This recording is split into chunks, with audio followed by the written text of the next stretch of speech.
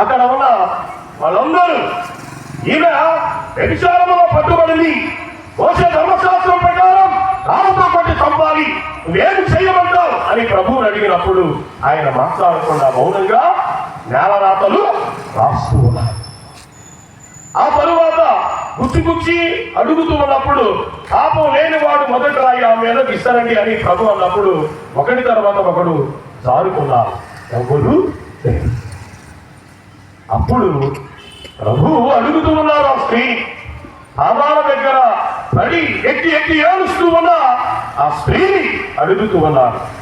మరెవ్వరూ నేను శిక్షించలేదమ్మా అని అడిగినప్పుడు లేదు ప్రభు అని పలికింది.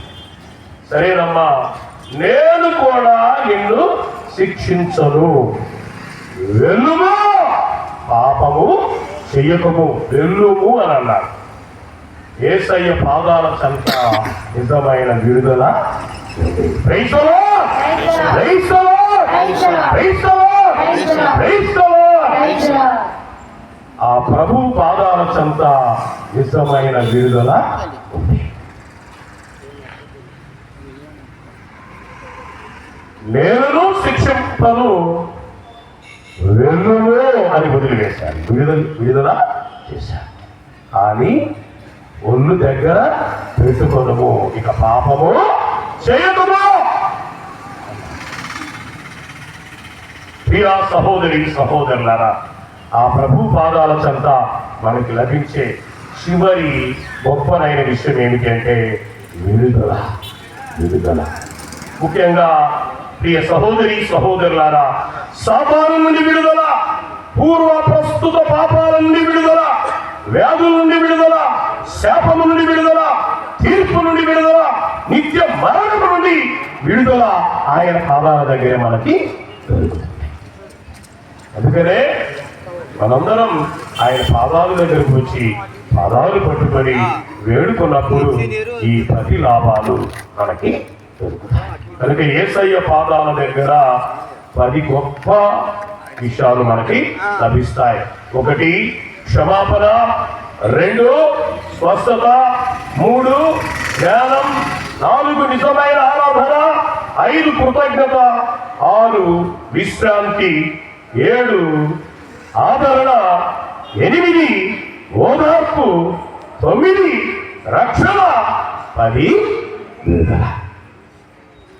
కనుక ఈ రోజుల్లో ఎవరైనా ఆ బాలయేసు వారి దగ్గరికి వచ్చి పాదాలు పట్టుకొని వేడుకుంటే ఈ 10 లాభాలు మీ సొంతం అవుతాయి, మీ సొంతం అవుతాయి. అయిపోయింది. ఇక చివరిగా ఒక 5 నిమిషాల్లో మాత్రమే ఈ యొక్క ప్రసంగం. ఒకటి, చెయ్యి, ఎత్తిన చెయ్యి. మన పాదాలు పట్టుకొని వంగుతాం కదా, వంగినప్పుడు మన పైన అదిగో ఈ విధంగా చెయ్యి ఎత్తారు కదమ్మా, బాగా కనపడుతుందా చెయ్యి? ఎత్తిన ఈ కుడి చెయ్యి లేకపోతే ఎత్తిన ఆ ప్రభు చెయ్యి ఏం చేస్తుందంటే మొట్టమొదటిగా ఏం చేస్తుందంటే మత్తయి సువార్త 17వ అధ్యాయం 7వ వచనం. మత్తయి సువార్త 17వ అధ్యాయం 7వ వచనం. అప్పుడు యేసు వారి కడకు వచ్చి వారిని ఏం చేశారమ్మా?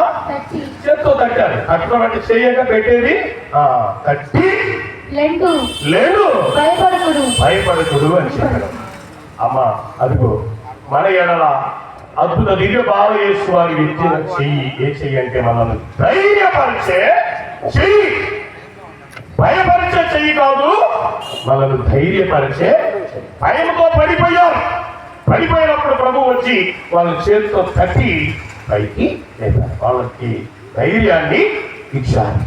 అదిగో ఆ బాలయేసు వారి యొక్క చెయ్యి ఆశీర్వదించి ఆ ఎత్తిన చెయ్యి మనకిచ్చే మొత్తం ఆ చెయ్యి ఏం చేస్తుందంటే మనల్ని ధైర్యపరుస్తుంది. భయముతో ఉన్నప్పుడు, బాధతో ఉన్నప్పుడు, ఆందోళనలో ఉన్నప్పుడు ఆ చెయ్యి మనల్ని ధైర్యపరుస్తుంది. ఇది